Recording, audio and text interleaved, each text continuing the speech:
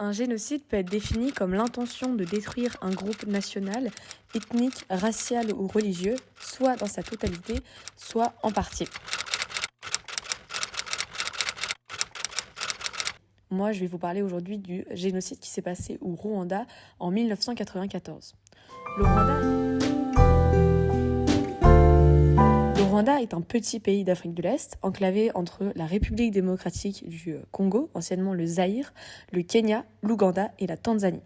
Je vais donc commencer par vous parler des origines du génocide rwandais, puis son déroulement et enfin le bilan. Il faut savoir que la société traditionnelle rwandaise se divise en trois groupes. Les Tutsis, qui sont des éleveurs parmi lesquels on trouve des riches propriétaires de troupeaux. Les Hutus, qui sont des agriculteurs et des paysans. Et les Twa. Mais nous, on va s'intéresser aux Tutsis et aux Hutus. Il faut donc remonter à la période coloniale pour comprendre comment les relations entre les deux groupes se sont transformées en un antagonisme ethnique et ont donné lieu à un génocide. Ce sont les Belges qui ont hérité de cette colonie à la fin de la Première Guerre mondiale. Dans les années 1930, le colonisateur belge, fasciné par la monarchie des Tutsis, s'appuie sur eux pour gouverner car il les considère comme plus aptes à commander. Les Hutus sont alors mis de côté. Mais peu avant l'indépendance du Rwanda, les Belges retournent leur veste et décident de soutenir la majorité Hutu qui commence à se révolter. En effet, ils forment 85% de la population contre 15% de Tutsis. C'est la révolution sociale de 1959. En 1959, toujours, une carte d'identité ethnique est mise en place.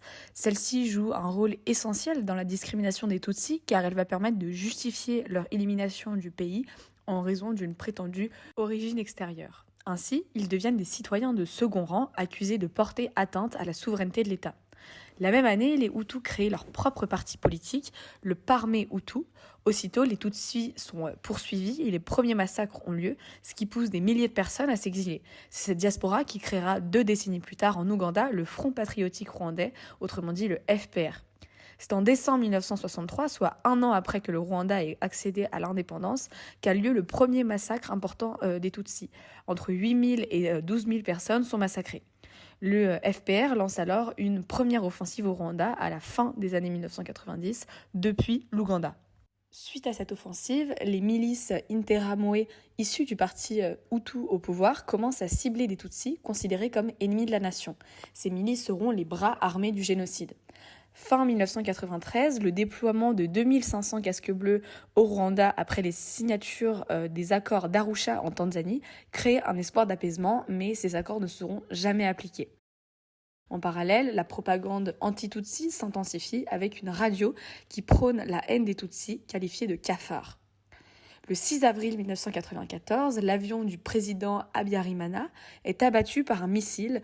20 ans après, on ne sait toujours pas qui est derrière cet attentat. Certains pensent que c'est des extrémistes Hutus ou bien le FPR. Cet attentat est en réalité l'étincelle qui déclenche le génocide déjà planifié. Presque instantanément, les massacres commencent. C'est le colonel Bagosora qui est le cerveau du génocide. Durant les 3 mois qui suivent, 10 000 personnes en moyenne sont massacrées chaque jour et les enfants ne sont pas épargnés.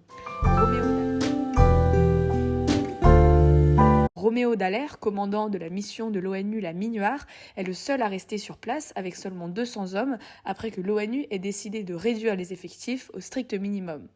Les rebelles Tutsis sont donc les seuls à combattre le régime extrémiste. C'est seulement le 8 juin que le Conseil de sécurité de l'ONU emploie pour la première fois le terme de génocide pour qualifier la situation rwandaise. Le même jour, il prolonge le mandat de la Minuar. La France finit par lancer une intervention militaro-humanitaire à son tour avec l'aval de l'ONU, près de 3 mois après que le génocide ait commencé. Fin juin, des militaires français sont déployés dans le sud-est du pays dans le cadre de l'opération Turquoise. Le 4 juillet, le FPR prend le contrôle de Kigali, capitale du Rwanda. C'est le 17 juillet 1994 que prend fin le génocide au Rwanda, date à laquelle le FPR contrôle l'essentiel du pays. Il faut savoir que le FPR est dirigé par Paul Kagame, actuel président du Rwanda. Le bilan humain du génocide s'élève entre 800 000 morts selon l'ONU et 1 million selon le Rwanda en 3 mois. Au sein de la population rwandaise, la communauté Tutsi a disparu à 80%.